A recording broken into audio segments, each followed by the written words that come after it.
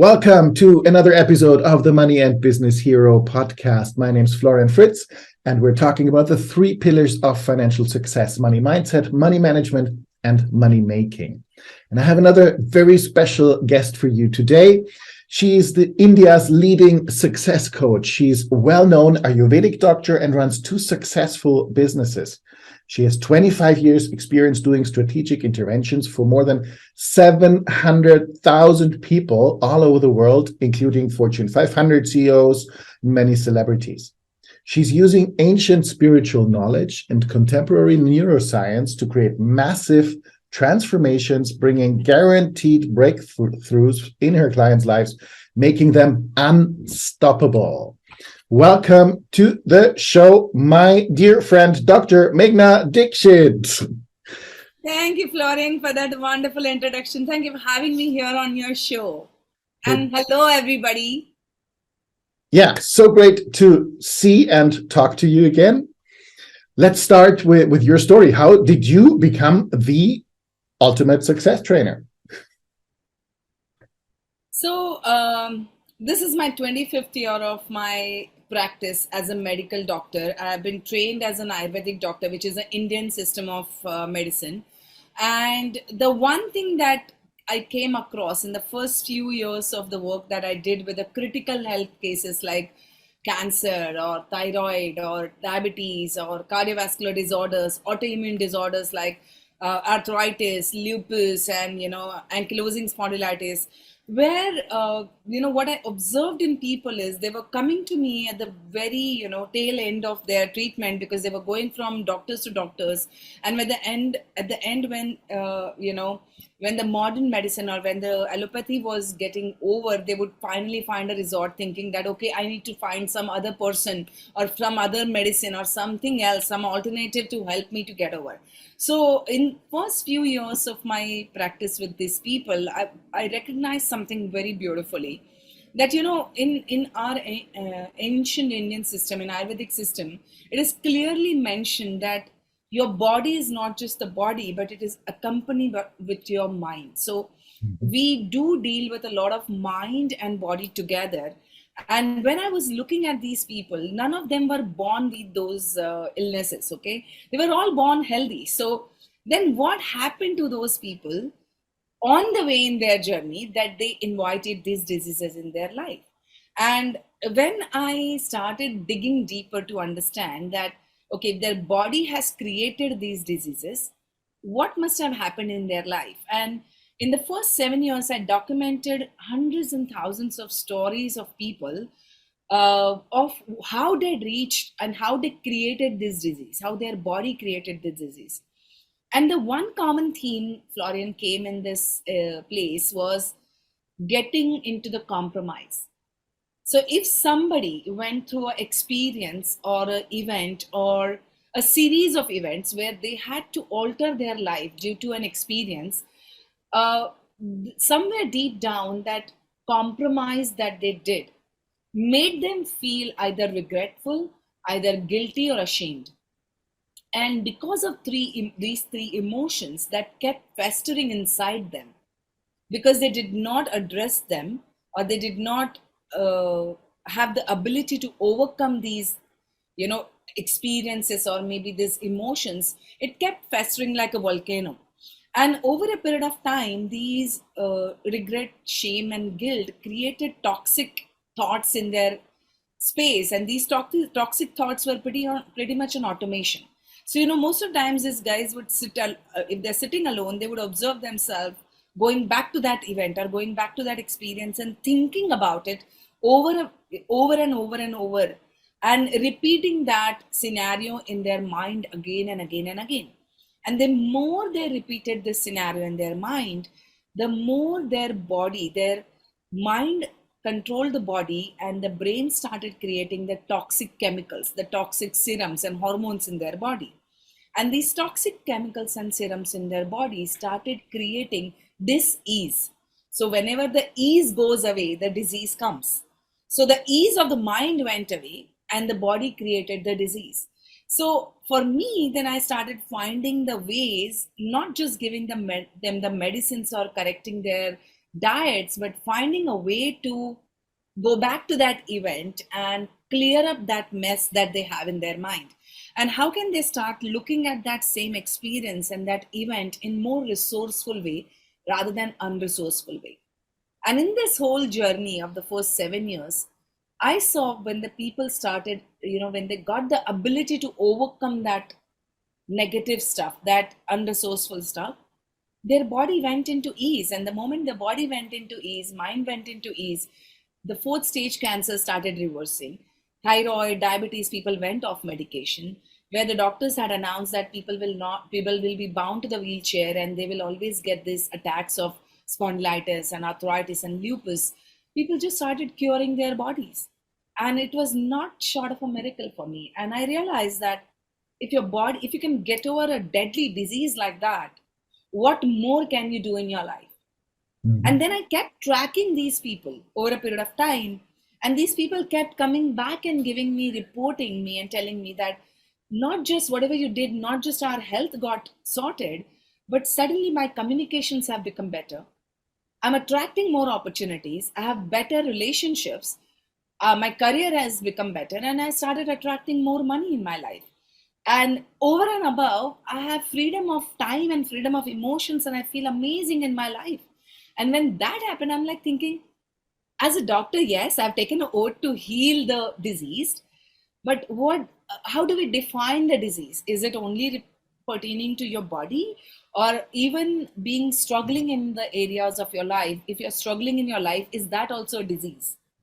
So can I look at this disease as a holistic stuff for somebody to be more successful in their life? If what I'm offering to the patients, what if I start offering to every person who aspires or dreams of becoming successful and living an extraordinary life? And from there, then after 7 years of my work only with the patients, I moved to working with the common people, those who came to me for anything. And I said, okay, this is it. I'm going to work with every person who wants to find a way to be more successful, to live a better life, and to create their dream success. Because, and why I said ultimate success is because every person has a different definition of success. For me, what success means may not be for you. For me, success is waking up every morning happy and knowing that I'm thriving in every area of my life. My life may not be perfect as it is, but I'm thriving in every area. And when I go to sleep, I'm feeling fulfilled and happy. And for me, the definition of success is the number of days you're happy. So when that happened, I said, okay, I'm going to work with every person who wants this. And that's where I started working as a coach, as a trainer, as a therapist, to make sure that every person finds their definition of success and lives it. Beautiful. Thank you. So the reason, let's talk about those normal people without disease. The reason most people or many people are struggling is the same that other people become like ill, they get the diseases. They're not having the ease of mind. Is that correct? Yes, absolutely. Okay, so how do I get from my diseased mind to ease of mind so I can stop struggling? How do I do that?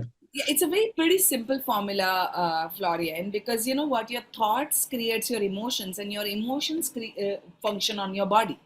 So who are you is your thoughts, your feelings, and your actions, and all of that is coming up with a certain personality that you have. Mhm. And who you are today as a personality is producing the results that you have in your life. So if you want to change your results, you want to change your personality. Okay, interesting. How do I change my personality? So pretty much, see, we all have three layers of the brain. Mhm. And these three layers are is the first layer, which comes from 7.5 millions of years. That's your reptilian brain. The second layer is the mammalian brain, which comes from about 2.5 millions of years.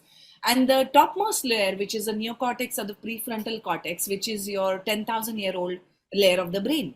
Now, each of these layers have been evolved in a certain fashion and in a certain circumstances where the human evolution happened over the period of millions of years. So the first reptilian brain, when the humans first started trotting on this planet, we were living in the caves and we were only looking to survive. We were not 8 billion back then. We were a very handful people. So, I guess the caveman just needed to survive, just needed to be more comfortable from the melting glaciers, or maybe continents separating, or maybe be more safe from the tigers and lions that were ready to attack and kill us. And we wanted to be safe from the predators because we were the prey. We were at the lowest life chain and they were all at the top, right?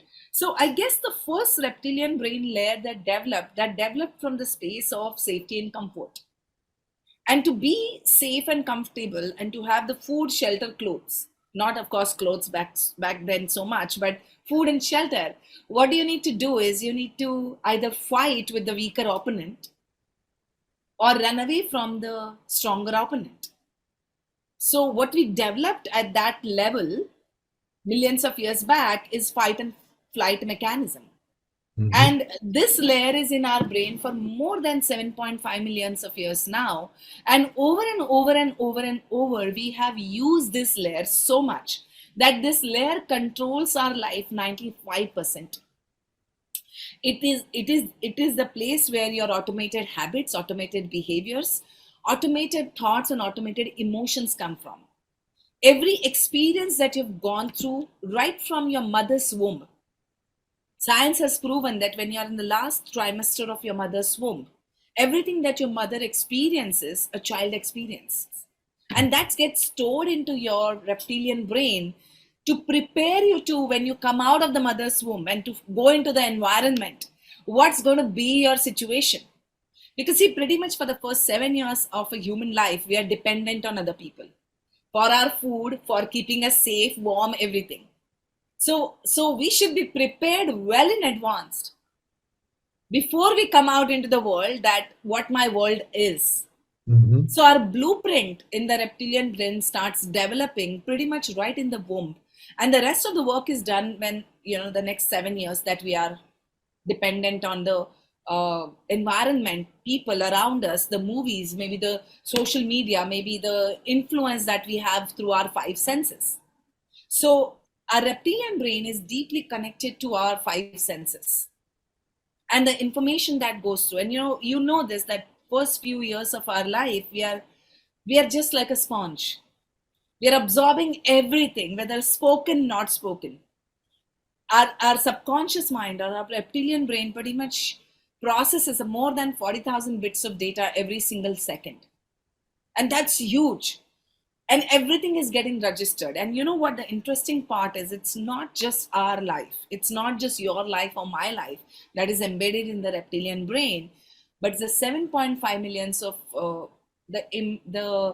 the things that have happened in the evolution that are deeply embedded in our DNA. Mm-hmm. And we are the carriers of our ancestral DNA. So we are the carriers of the information that has been there from our ancestors' time. And imagine what has happened in your ancestors' space 7 generations back. What may have happened in my ancestors' time 7 generations back. Because your DNA splits for 7 generations. Mm-hmm. So your DNA has got all the information stored, maybe bits and pieces or whatever it is, from 7 generations. Whether that means the strengths or weaknesses, whether that means the carnage and deprivation or abundance. That's a lot Right? of influence. I don't know A anything. lot of influence, right? And we don't know what the world has gone through. How Europe has moved into, from what space to what, from where I live in India, Asia, how we have moved into the world. So there is so much that goes on in our reptilian brain, and there's a lot of information which is dormant, right? Mm-hmm. And a lot of us are slave to that information because we do not use our neocortex. Now, in between the neocortex and the reptilian brain, there is mammalian brain. Mm-hmm. And the mammalian brain got developed when we evolved. 5 millions of years journey got over of the human evolution, and then we started living in the tribes and communities where we developed the mammalian brain, from where the deeper emotions stem.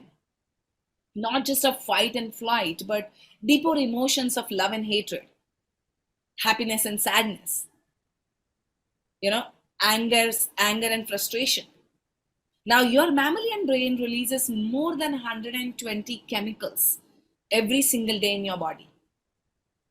And these chemicals are your hormones. And well, we'll not go into the depth of the hormones because it's going to be a long class otherwise. But there are two kinds of hormones that we go through.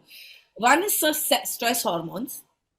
And the stress hormone is that's adrenaline and cortisol that comes in our space because there is somewhere something in our life, either right now stressful, or it's that event that may have happened, or that experience that we went through, or maybe something that happened in our parents' life, and we just picked it up that way. So that experience can be stored as a stress. There are three kinds of stress human being goes through. The first stress is a physical stress, like you get hurt sometimes, or you fell down or something, like a physical stress. The second stress that we go through is a chemical stress, and this chemical stress would be environmental effects of pollution, air, water, maybe viruses, bacteria. We just came out of the pandemic, the whole COVID thing. It was a chemical stress on the body. And the third stress, which is ignored big time in the world, is emotional stress. Our education system, society, and cultures ask us to not focus on emotions, right? And that's the biggest stress that the human DNA is facing right now, which is altering our DNA, and nobody's paying attention to it. And this emotional stress is coming from anywhere. It can come from maybe right now the mother-in-law that is not doing, behaving well with you, or it could be a boss who is torturing you, or it could be a simple, your money loss, or maybe EMIs, or your mortgage, or it could be traffic in our city. Like I'm sure not in your much so much, but like city like Mumbai, a lot of traffic, or maybe simply the whole chaos of pandemic, maybe social media. There is so much information out there, and people today wake up with this and sleep with this. So much information, right? We are at the disposal of so much information, and not every information is filtered. And our reptilian brain is pretty much in the lookout of stress, because its job is to keep us safe and protected. So it's like a security guard, right? If the job of the security guard is to keep you safe and protected, then what is the security guard going to look at? Problems, right? So the reptilian brain's job is problems, looking at problems, right? And the stress hormones releases adrenaline and cortisol. These hormones are pretty much addictive hormones. Now, if it is like, say, there's an interview call, or there may be an exam, or maybe you have something to go through and you're preparing for that, this little amount of adrenaline and cortisol really helps you to build that energy inside you, because it gives you energy to fight and flight. It gives energy in your extremities, like your hands and your legs. You need for that. But say, suppose there's an event that happened in your past, and that's lying there in your reptilian brain, that experience. Now, you've never resolved that experience. Now, for your reptilian brain, that's like a tiger waiting there to attack. The security guard is always watching that event for the future. Because what if this same person comes, or similar event happens again? I have to keep watching. It's danger. There's a tiger there. So what happens is, for your mammalian brain, the information is there is a tiger. And by the time you grow up, your every single cell of the body starts behaving like your subconscious mind. And then your mammalian brain is looking at that particular event as a threat, and it keeps releasing adrenaline and cortisol on the regular basis. And when that happens, every cell of your body gets addicted to this adrenaline and cortisol. It gets addicted to that excess energy and excess sugar. Now, every time you come to a problem and you resolve a problem, automatically your brain has a mechanism to slow down and reduce the adrenaline and cortisol from your body. It's all in the nature, right? If you go into the jungle, if a lion is attacking a zebra runs away, and the lion either gets killed or run away. Either ways, you will see after say 20-25 minutes, both go into hibernation, right? You will never see in jungle that they're constantly running and chasing. We were supposed to be like that, right? We are human beings, we are not human doings. So most of us have become human doings. And because of that, what has happened is the adrenaline and cortisol, we got addicted to, we become junkies to them. Okay, so we're And problem junkies now. exactly. So what happens is the moment adrenaline and cortisol in the bloodstream starts going down, your reptilian brain automatically focuses and starts looking out for the more problems. So instead of you being solution oriented, now you become problem oriented. Instead of being positive and optimistic about life, you become pessimistic and negative about your life. So the perception determines your results. So working on the adrenaline and cortisol release, then because adrenaline and cortisol are the hormones of disease or the problem. And then there is a counterpart of it is DOSE, dose. If you go to a doctor, they will give you a medicine and say, this is the dose of the medicine, right? Now, dose stands for D, dopamine, O, oxytocin, S, serotonin, and E, endorphins. Now, dopamine, oxytocin, serotonin, and endorphins are the happy hormones or so-called wellness hormones. Every time you're well in your life or you're living your full life, these hormones are naturally released in your body. And when there is a natural surge of these hormones, you feel amazing. Your focus is on the solutions. Your focus is on creating a better life. So in the first part of stress hormone addiction, you're going to be a survival junkie.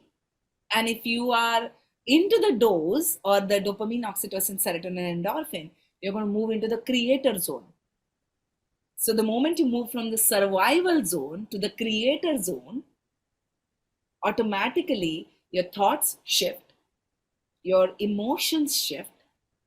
And the moment your thoughts and emotions shift, and all of this I'm talking from the perspective of automatic. I'm not talking about doing a meditation for 20 minutes and feeling positive. And the rest of the 23.5 hours you're fretting about life, what's happening. No, I'm not talking about that. I'm talking about a complete transition in your personality. The moment your thoughts and emotions are automatic positive, your body is going to fire the circuits of different actions and behaviors. And in this case, you're going to be like that animal in the jungle who's only working for say half an hour, and rest of the times you're going in a hibernation, because you are going to produce such powerful results in that half an hour, in your flow state, in your peak performance, highest potential state, that you're going to live like a human being and not like a human doing. And when you start living like a human being, you not only become successful, but your body goes into the health order. You start increasing the length of your telomeres. Telomeres are the tail end of the chromosomes, which multiply. When your cells multiply, they also kind of, and your telomere ends determines your age. So you start reversing your age. Your cellular age, biological age practically starts reversing, or it stops, you stop aging. Now, I'm not saying you will become immortal. That's not the objective, right? Yeah, but if you live a life of say 80 years, and if you are going to live it like your peak, how wonderful the quality of life would be in that moment. Amazing. At the same time, right? At the same time, if you can create beautiful relationships, not just your personal relationships, going deeper and making the conversations better and creating a life together, but how about you connecting to the better social networks? How about you creating your own group of people, those who are growing together, attracting the right kind of opportunities and right kind of people in your life? Absolutely. So that would be amazing. So how do I make that shift from being a problem junkie to a happiness junkie, like the happiness hormones junkie? Yeah. So the pretty much this whole process is, I'm not saying is a magic or it's not an overnight thing. It is something that you need to work on with kind of a coach like me, or maybe a therapist, where you go back to, you revisit that event. And if there's enough material that I have put it out on my YouTube channel to kind of like make sure that you get understanding or glimpses. I've put in a lot of activities and exercises to do on your own. But if you're really that serious about this, then you got to see a person who can really help you, because and I know investment in yourself is the best investment anybody can make, right? And when you do that, your results that you will be producing in 10 to 15 years, you can actually start producing in 3 to 6 months time. And I'm talking this from a solid backup of the success stories that my programs have created. And anybody who does the work like me, who's working on your brain, on your mind, it's possible. And the best part about the work that I do is, what I've discovered is the spiritual sciences that Indian ancient system has, like Ayurveda or yogic sciences. They're called as spiritual sciences, but they're actually not only spiritual sciences. They're very deep sciences. They're medical sciences. And when you amalgamate, when I started looking at the contemporary science and this, when I looked at both, I started drawing lots of parallels, where the way the understanding of human body, the way to work on your success or the way to work on your mind is through your body. So the moment you start working on that aspect slowly by figuring it out, a person who can work with you, understanding where are the challenges. There are so many aspects of your body, the nervous system, which decodes your thoughts, the chakra system. All of these are interconnected. And when you work scientifically through this, not just because you're not feeling well in your body, but if you feel that you need to work on your overall, then way forward is to start working on your brain circuits that are firing automatically. So there are automatic negative thoughts and emotions, and there are automatic positive thoughts and emotions. Mm-hmm. So switching to them 1 degree at a time, 1 day at a time. And when you will do this for 3 months, for 6 months, every single day, in 6 months, you will change your personality completely. Because your cells of the body make a full transition of 6 months. Your cells of the body that are right now are not the cells that were there 6 months, 1 year back. So when every single day your cells of the body are dying and regenerating, that means you can obviously overcome everything that you are facing, because your cells of the body are storing all the information, the past information. And what is this information? Information is our beliefs about the world, about ourselves. So there's a stream of science called epigenetics that talks about epi is above the genes. So you're no more slave to your genetic history, but you can actually change your genetic history through the changing your information that's going inside you.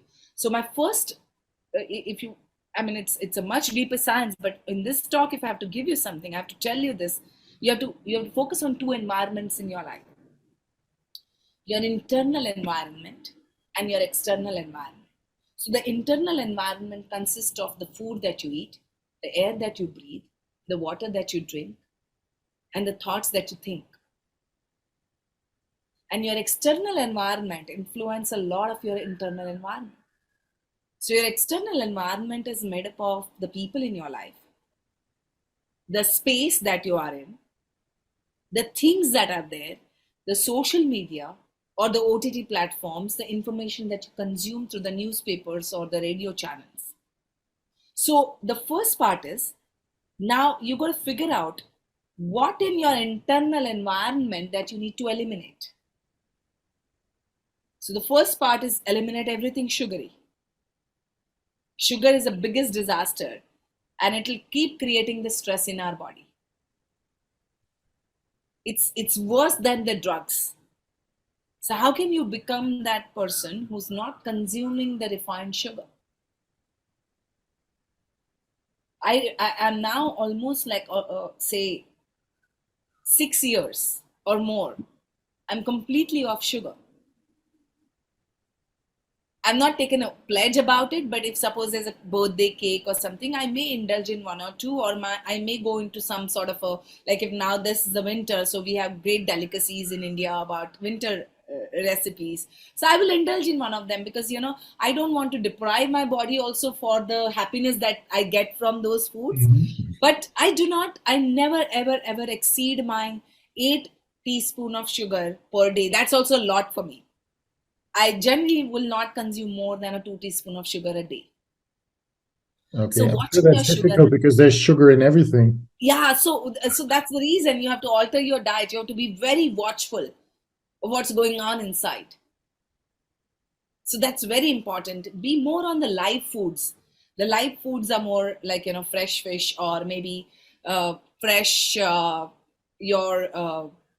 the vegetables and fresh fruits. Avoiding the wheat, or maybe the refined wheat. Mhm. Having more wholesome food. Then the second part comes is air and water. Like for us it's even more difficult because in India we have a lot of air pollution. At least your side there's not much of a pollution. That's great. Like, so we have to be very careful about what we're inhaling.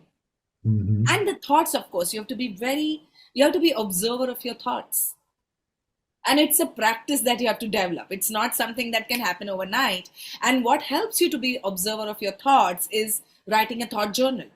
Mhm. So I have a ritual for many years now that I wake up in the morning and I write my first waking up thoughts. And I'm telling you, Florian, it has helped me to move from an anxious person to a more peaceful person. Earlier, I used to wake up with all the anxiety of what I need to do through the day. And today I wake up with, peace, and I'm like, okay, I'm going to make it, it's going to happen beautifully. So if you can lead your life like that, one day at a time, it can really build your weeks and months and years, right? And then I write my gratitude, because gratitude is one big power that helps you to rewire your internal environment. It helps your reptilian brain to focus on the good things that are happening in your life. And I know it may not happen immediately, but initially when my life was in dumps, I actually started writing gratitude for my body. Okay, even though I have so many things going on, I still wake up in the morning. My eyes are great, they're waking up. My brain is alert and I'm focusing on things. My body is still functioning. I'm able to stand for the whole day and work and stuff like that. And the more you focus on gratitude, or what gratitude you can pay to, it builds you to build more things that you can be grateful for. Because now your brain is automatically shifting and looking forward to the things that are good in your life.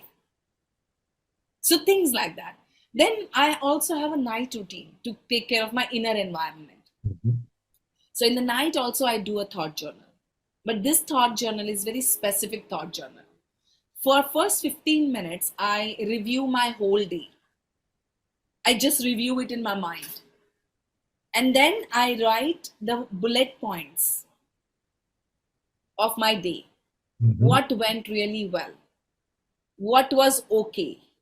And what didn't go well? And then I write about whatever didn't go well. What can I do better tomorrow for those things? It helps me to again focus on the thoughts and emotions which are more productive, which are more solution based. Mhm. Because if you don't address them, they're going to be there and they're going to create a lot of pile of junk, and that's going to create stress. So I do not allow the stress to accumulate overnight. And then I write the things that I would like to celebrate. Mhm. I end my day with celebration. Now, it could be any celebration, like I may be doing a happy dance, or I may be listening to something which is making me feel great, or I would like to do a celebration for the day well lived. See, every person, if you focus on celebration, your neocortex gets activated. And the neocortex has a power to make powerful decisions for you. Your neocortex is a creator. In the last 10,000 years, the way the evolution has happened is happened because of this neocortex, the prefrontal lobe that has great ideas, that has great goals, that has great dreams, that desires. That doesn't come from reptilian brain, that comes from neocortex.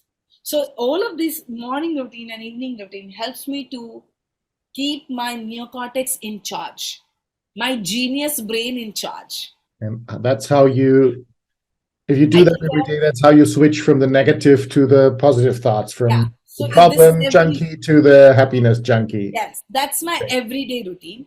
And then I also focus on my environment outside. So I Mhm. am constantly decluttering the things that don't serve me, whether it's things, whether it's people. How can I keep my environment clean? What am I going to, because 40,000 bits of data every single second. So I clean up my social media once in a while. I clean up my email. I clean up my drawers. I clean up my cupboards. I clean up stuff which doesn't serve me. Last week, I just stood in front of my cupboard and I looked at all the clothes, everything, and whatever I didn't wear for for a year, I packed the bags and I gave it away to my help at home. And they were good clothes. I said, I didn't use them for a year. I'm never going to probably use them. I'm going to make space for the new thing to come. So once in a while, we have to not just on Diwali or not just on Christmas, but I think we should do this once in a while, very often, to see that what do I need to declutter? Mhm. Who are the people? Those are not serving in my life anymore, or I'm not serving in their life anymore. How do I either make sure that we are serving each other, or how do I then, if it doesn't work for each other, how do I amicably part ways? So that it's not a lingering energy, it's not a dead energy. So I make sure that the energy outside is also absolutely clean in as much as I do the internal cleaning. Okay, great. So this is something that I would say that if your viewers would like to pick it up like a every single day job, but for the deeper work you need to see someone. Okay, so find someone to help you find that tiger from your past, get Yes. rid of it, and Yes. use these techniques to change your negative thoughts to positive thoughts. From Yes. great. Now, I have few quick money questions for you. Sure. Sure. So, how important is money for you? Absolutely important. Like I remember a few years back, it wasn't important and it was not in my value. And I was great at my work. I was really amazing back then. Now also I'm amazing, but back then also I was very good.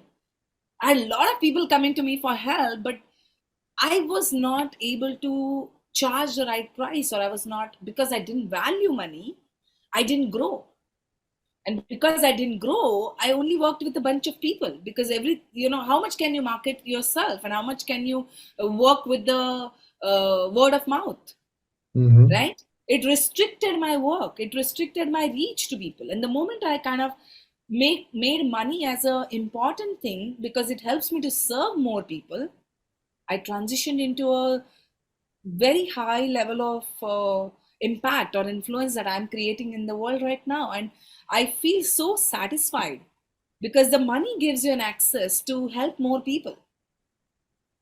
Beautiful. For Thank me, you. I feel every person in the world deserves to make more money, because when you make more money, the Maslow's hierarchy tells you that that's the only time that you move into the, slowly start transitioning and evolving towards the self actualization.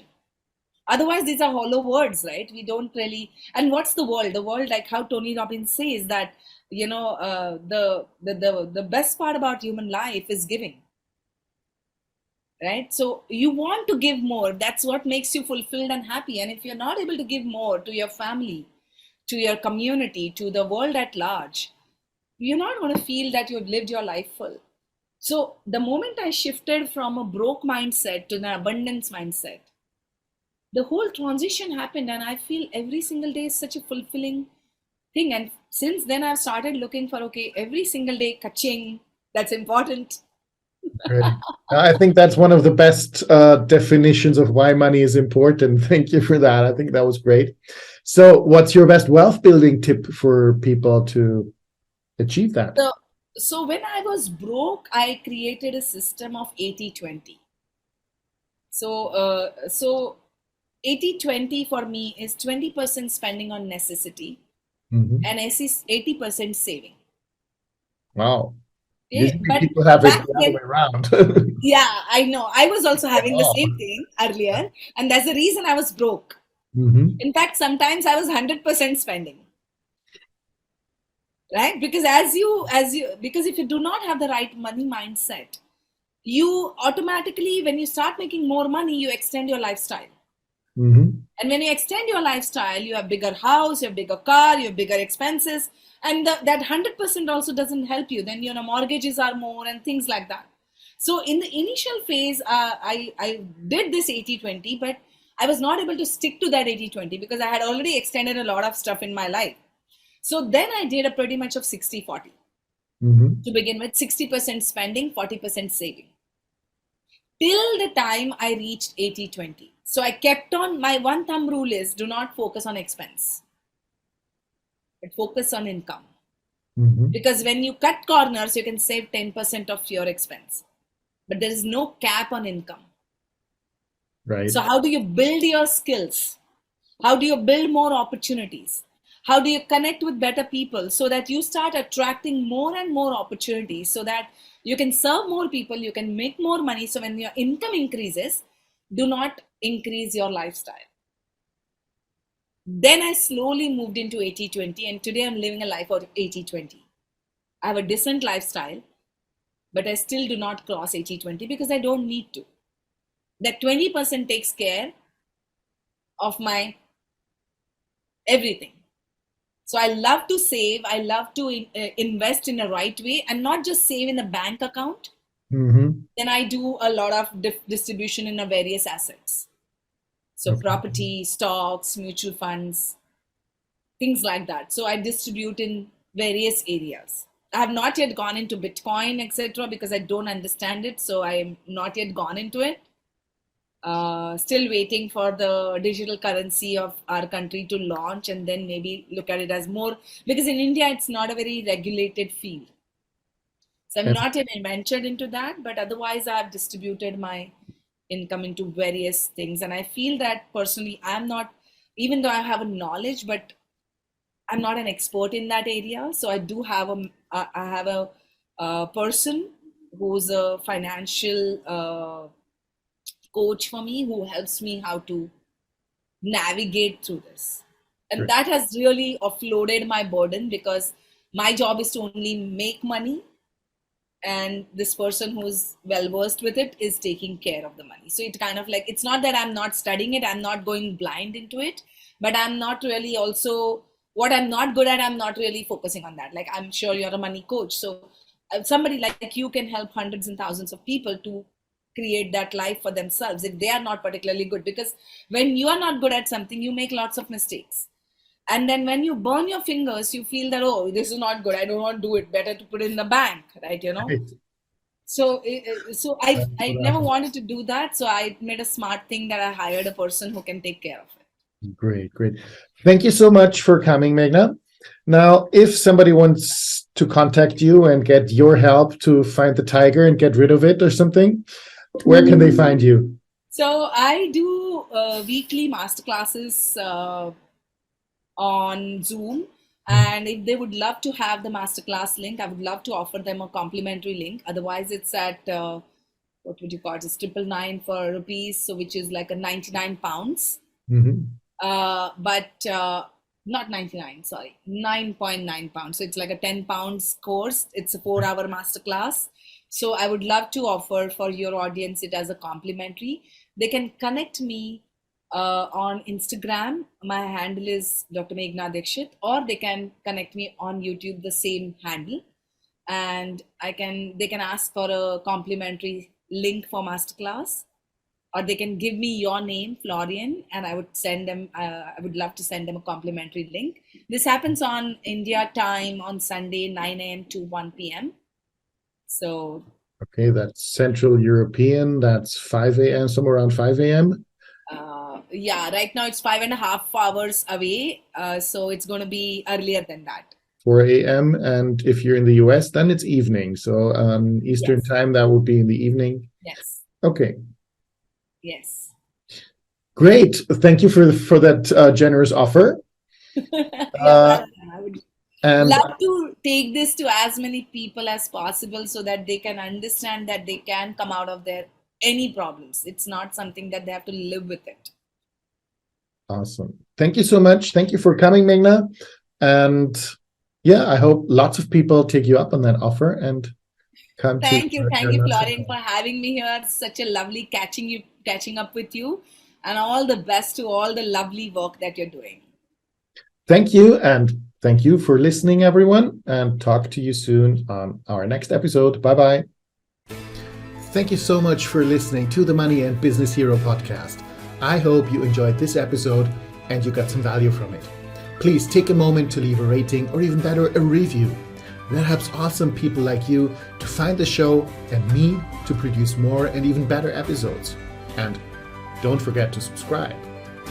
If you want to get regular free tips, tools, techniques on how to build wealth and financial freedom, or simply how to improve your financial life in all 3 pillars of financial success, join my free Money Hero Facebook group, facebook.com/groups/moneyhero. Find the link in the description, or find out more on the website moneyheroacademy.com.